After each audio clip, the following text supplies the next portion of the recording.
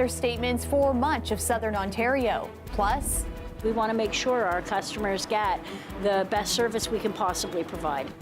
Transit riders get ready for another fare increase. Prices are set to go up in April. And Harry Potter fans are feeling tricked after organizers cancel an event for the second time.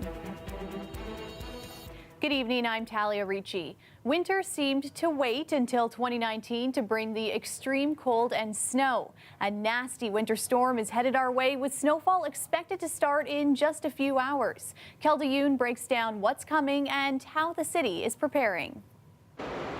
The plows and salters are ready to go. We'll have probably 1,100 pieces of equipment working, which is 200 salt trucks, 300 sidewalk plows, and 600 road plows.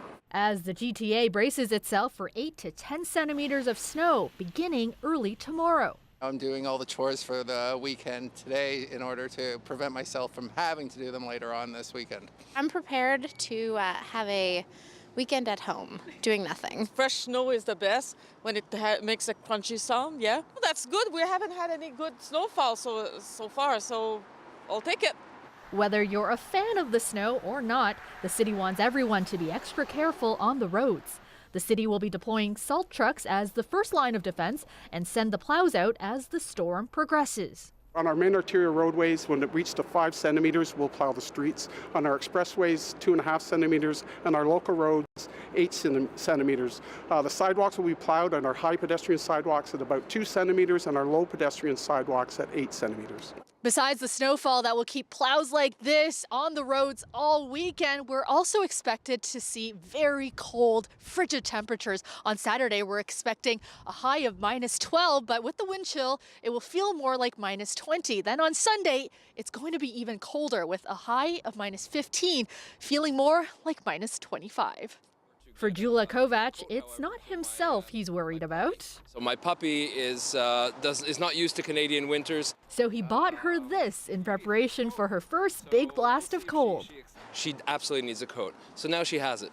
The snowfall is expected to peter out across our region by Sunday morning. Our goal is it's going to happen Saturday into Sunday, and we hope to have these roads in good condition for the Monday morning commute. But while the snow may ease, the cold is forecast to stick around into Monday. For those without a warm place to stay, there are currently 9 24-hour respite centers operating in Toronto, each with 100 beds. Kelda Yoon, CBC News, Toronto.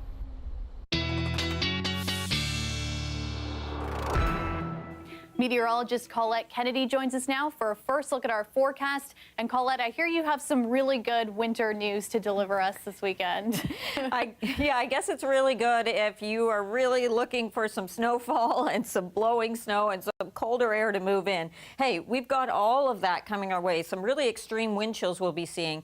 As far as the warnings go, we do have the winter storm warning extending from Hamilton around to Niagara. Now, this is where we're going to see areas with the enhanced amounts of snowfall. So even some lake enhancement because of the northeasterly winds. So there it's 15 to 25 centimeters, that potential. Winds coming in, some of the gusts over 60 kilometers an hour. And with blowing snow, it means reduced visibility. Now, all these areas you see in gray, and this includes the GTA and the city of Toronto, we're looking at a special weather statement because of still seeing strong winds, these extreme wind chills overnight, feeling -20 to -30 with the wind chill. And also we will have our snowfall amounts as well. So as this moves in through tomorrow morning, starting in the west and then getting more enhanced through the day on Saturday, you see how close that line is, so it really just kind of skims through the city. And that's why it's been such a thing where we're looking at those accumulations and trying to adjust them every single day in terms of the amounts. For the potential, this is how it looks at this point for us, for the GTA and beyond. So in that 8 to 12 centimeter range here, then going more 15 to up to 20 or even 25 centimeters as you come around towards St. Catharines. Later in the show, I am going to have a look at those numbers for southwestern Ontario. I know we have some viewers watching from there, but overnight tonight for the city, -13, feeling -22, and tomorrow afternoon with that blowing snow, those strong winds, feeling -22. Then it's in the overnight, it drops to wind chills of -30, Talia. Oh my goodness, I don't think I've heard that number yet this year. Thanks, Colette. Yeah, you're right about that. You're welcome. One person is dead and another suffered life-threatening injuries after 2 hit-and-runs in the city.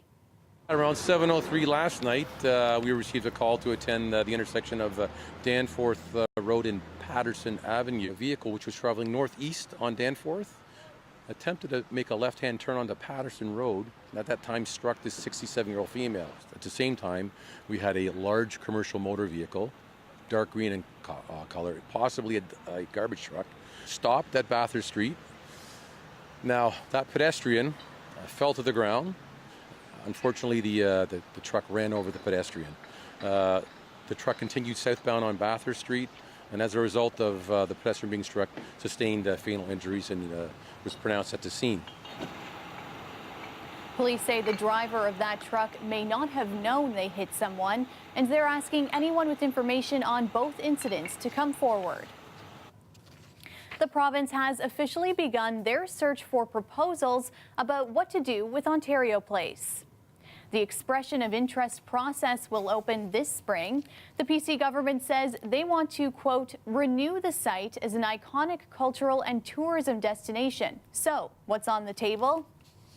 The province says the Ontario Place Islands, mainland, pods, and the Cinesphere are available for development, but not the land Budweiser stage is on. The government intends to maintain 7.5 acres of parkland. Land sales will not be considered, nor will residential uses for the site. Any proposals that require the province to give money for planning, design, or construction will not be considered, nor will any proposals that ask for operating grants from the province. So, what's the province's vision for the site? Minister of Tourism, Culture and Sport Michael Tobolo said the new Ontario Place, quote, could include exciting sport and entertainment landmarks, public parks, or shopping. We could also have places for recreation, for people to come together and hear great music at the existing amphitheater. On June the 7th, vote Doug Ford and the Progressive Conservatives. I believe he will be the people's premier. It was a big get, an endorsement from Hazel McCallion.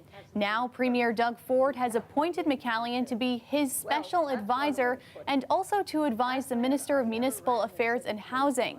The 97-year-old former mayor of Mississauga will be given $150,000 a year salary. That's more than the current mayor of Mississauga makes. Get ready to start paying more for the TTC. Fares will jump by a dime on April 1st. And as Greg Ross explains, transit officials say the hike is necessary to maintain service improvements. Do you think that TTC riders are getting more bang for their buck, even with this fare hike?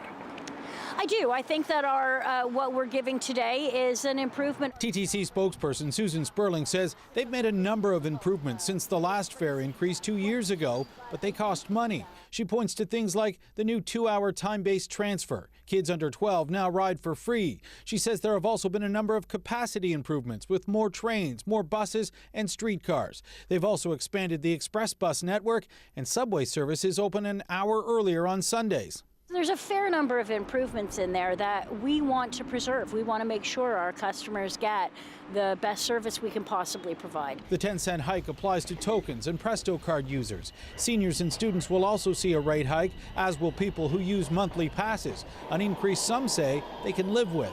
10 cents is not that much. If you compare with another transit systems around the world, I think we have a good thing. Is something You're great. not that upset about it? No, I'm not upset. Nobody wants to pay more money, but it's like taxes. You know, if it goes to a good purpose, that's what we have to do as citizens. We're not impressed. Representatives from the TTC Riders Association say improvements don't go far enough to warrant a fare increase. Service improvements from last year, we're only, tackling the tip of the iceberg in terms of chronic overcrowding that is experienced by transit riders on a daily basis. And they say it's not riders who should have to foot the bill for these upgrades. It seems to be an annual exercise in TTC riders being asked to fund the operations of the TTC when it should be the city. when it should be the province. I think we run a world-class system, but we don't have the world-class funding that goes with it. Sperling says it could bring in as much as $26 million in additional funding annually for what she says is a relatively small fare increase. It is still below the rate of inflation when balanced out with the freeze last year. The recommended increase would affect all TTC fares with the exception of the regular adult cash fare, which will remain at $3.25. Greg Ross, CBC News, Toronto. He's killed at least 2 people that we know of, and we believe there are more victims. 1 year ago today, Toronto police announced the arrest of 66-year-old Bruce MacArthur. MacArthur now stands charged with 8 murders. Today, a memorial was held for his alleged victims. We'll take you there after the break.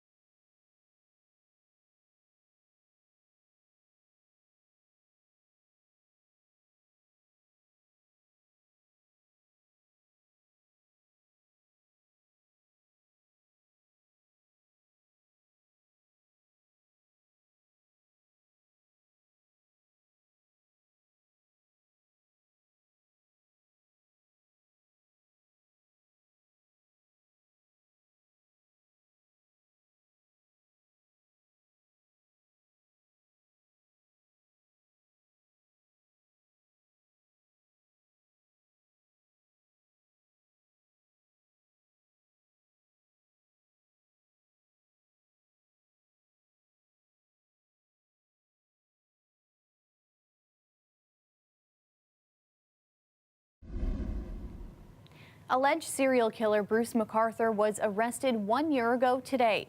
That's when police began the painstaking search for the remains of 8 missing men. At a Midtown home where the bodies were discovered, a solemn memorial was held for the dead today. The CBC's John Lancaster reports. At exactly 10:25, the shrill wail of a bagpiper pierced the relative calm on Mallory Crescent in Midtown Toronto. It's the moment 1 year ago that police came pounding on the door to let the unsuspecting homeowners know their property was a crime scene. We're just here to remember the good men lost and honor them. The home is where accused serial killer Bruce MacArthur stored landscaping equipment and where he allegedly secretly concealed the remains of 7 men in large flower planters. The remains of an 8th victim were found buried in the backyard ravine. All of them, police allege, killed by MacArthur. It's really a really complicated mess. Haran Vijayathanan says the crimes have caused a rift between some members of the gay community and police. After all, he says the disappearances started in 2012, and many suspected they were connected, that a serial killer was lurking, preying on gay men. Police denied it. Those links weren't made, and if those links were made, then why weren't they followed up on? So those are some of the questions that I have and the community has. It wasn't until the fall of 2017, 5 years after the first disappearance, that police made a connection. Acting Inspector Hank Idzinga led the team that honed in on MacArthur. The hardest moment was the day in the morgue a couple of weeks after the arrest, when the planters that we had recovered from the property on Mallory were thawed, and the moment where we discovered the human remains in those planters. Back on Mallory Crescent, those haunting discoveries are still lamented on the first anniversary of Bruce MacArthur's arrest. As it stands, MacArthur is set to stand trial in January of 2020. In the meantime, police continue to pore over cold cases to see if they can find any links to MacArthur. So far, they say that hasn't happened. John Lancaster, CBC News, Toronto. Doctors protested today outside a Scarborough hospital, angry at hospital administration for a plan to move the obstetrics and pediatrics wards to 2 other hospitals in the Scarborough Health Network. Chris Glover has more on the doctors' concerns. You know, if you think about a Rubik's Cube needs all the pieces to play together. And if you take out pediatrics and obstetrics from a Rubik's Cube, everything falls apart. Flanked by other doctors, emergency physician Lisa Solomon can't believe what is proposed for her hospital. We're saying to the women and children of Scarborough or of North Scarborough, don't come here. Find somewhere else to go. She says her ER would become less effective if the obstetric and pediatric wards were closed at Scarborough's Birchmount Hospital, often known as the Grace. By closing these essential services to a already vulnerable patient population is actually creating barriers to the care that they need and deserve. If you don't have that, then you don't have much of an emergency. And I represent the Department of Internal Medicine with some of my colleagues here, and you're not going to have a very good hospital. Birchmount is the only hospital in Scarborough north of the 401. Resources from the 2 wards would be relocated to Centenary Hospital and Scarborough General, each about a 15-minute drive to the south. Because it's the smallest of the 3, seems to be the favorite target of the hospital administration. The area councillor says this hospital serves the most diverse place in the city and is rapidly growing. This hospital is needed. I would say to the board, you got to make your consideration carefully, very carefully before you touch our hospital. Keep your hands off our hospital. We're not diminishing resources. We're not diminishing access. The administration for the 3 hospitals that make up Scarborough's network says the change will improve things. We believe that the services, while they may be located in a different location, are still highly accessible and will be even better quality by able to consolidate those resources and the expertise so we can deliver the very best care. The board of directors will meet next Thursday to consider the proposal, and if it is approved, they expect it would take the entirety of 2019 to facilitate the change. Chris Glover, CBC News, Toronto. There are some angry Harry Potter fans out there wishing they had a refund spell after their Wizard Ball was canceled twice. And I'm not seeing any sort of update on what's happening, and it just didn't feel right to me. They just dropped off the radar. They ghosted like 100%. I'm Ali Chiasson, and I'll have that story coming up.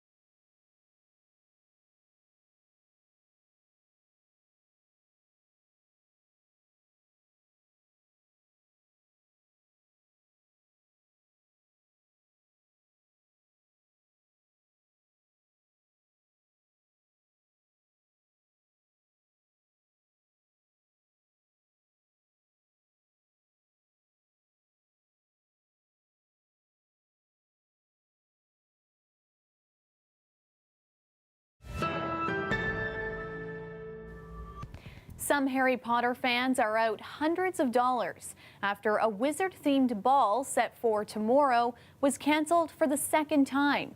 As Ali Chiasson tells us, this has some fans clutching their wands. So in the Harry Potter films, the Yule Ball and Yuletime Magic Market is a Christmas-time celebration at Hogwarts. Here in Toronto, it was supposed to be held at the Enercare Centre, sub actual wizards for superfans and cosplay. But it was canceled twice. I had a whole Hermione cosplay I was going to wear, and I wanted to show that to everyone. Chicago vlogger Lindsay Taylor is back in Toronto after making the trip when the ball was first scheduled in December. But that's when Warner Brothers got involved and were like, abracadabra, nope, due to copyright infringement. Kind of entertainment realm of things, you have to know about licensing. When disappointed fans started asking why and demanding refunds, the company, Muggles and Magic, said they'll rebrand and reschedule. Ticket holders like Taylor rebooked their trips, and local fan Krista Marie Bergeron kept hoping. You told me you were looking forward to Hufflepuff it up. I love that term. What does that mean? Well, I bought a bright yellow ball gown. Hufflepuff colors are black and yellow. We just decided, okay, we won't request a refund because we go to the January 19th, see what happens. They ghosted 100%. I emailed them and requested a refund, and I never received a response. Since then, I've followed up numerous times on emails. I've sent Facebook messages. We emailed Muggles and Magic, called, and door knocked. So their address was listed as 1 Yonge Street, but it's a virtual office, so no one was there. On their website, they tell ticket holders, we understand you are running out of patience, and we take full responsibility for the delays, and that they'll issue a full ticket refund for the Wizard Market and Wizard Ball, and 50% of non-refundable hotel stays and travel costs. What does Dumbledore say? Light can be found in the darkest times if only you remember to turn it on. While they wait for a response, there's still plenty for Muggles to do here in Toronto. There is a Harry Potter inspired bar. Lockhart? Yes, you already know. You already know, exactly. As for the refund, there's a spell for that. Accio. Accio refund, totally. Ali Chiasson, CBC News, Toronto.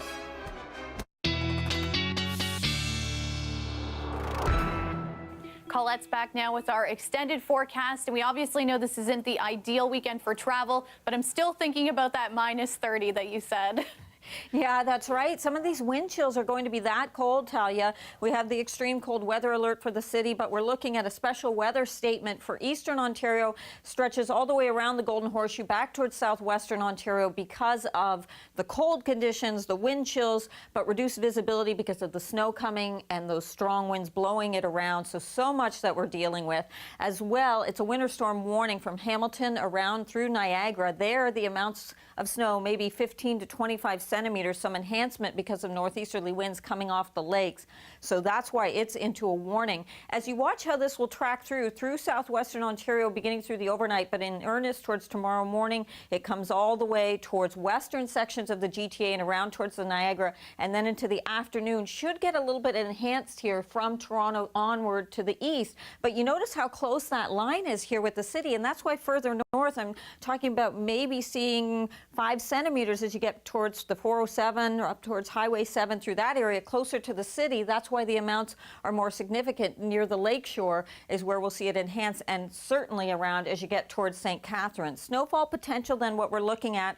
See, this model wants to bring in less than 10 centimeters, but close to it for the city, closer to 15 for Hamilton and going towards 20 for St. Catharines. But if this slides just a little further north, that's going to be a bit higher than that. And for those of you watching from southwestern Ontario, Windsor area, again, it's really going to just skirt by here. So around 10 centimeters, but Chatham-Kent could be closer to 15 centimeters. And further north from there, you get into those lesser amounts. So what we look at overnight tonight for the temperatures and that cold, cold air, -13, the wind chill -22, and the wind chill stays there tomorrow because there's very little change in that temperature. And those winds, some of those winds 50, even 60 kilometers an hour, the gusts that we could be seeing. And that's why you'll see that very poor visibility, because as the snow comes down, at times it's going to be going sideways. As we look ahead, we do get through this. So it ends Saturday Through the overnight hours, there'll probably be something lingering a little bit into Sunday morning, and then a chance for flurries after that as it clears out. But some of the coldest air Sunday, -16, Sunday night, -22. That's when it quite likely will feel like -30 with the wind chills. And then we get sunshine, but still breezy and cold conditions as we go into the beginning of next week, Talia. Well, hopefully everyone watches this and remembers to dress properly this weekend. Thanks, Colette. Yes, you're most welcome.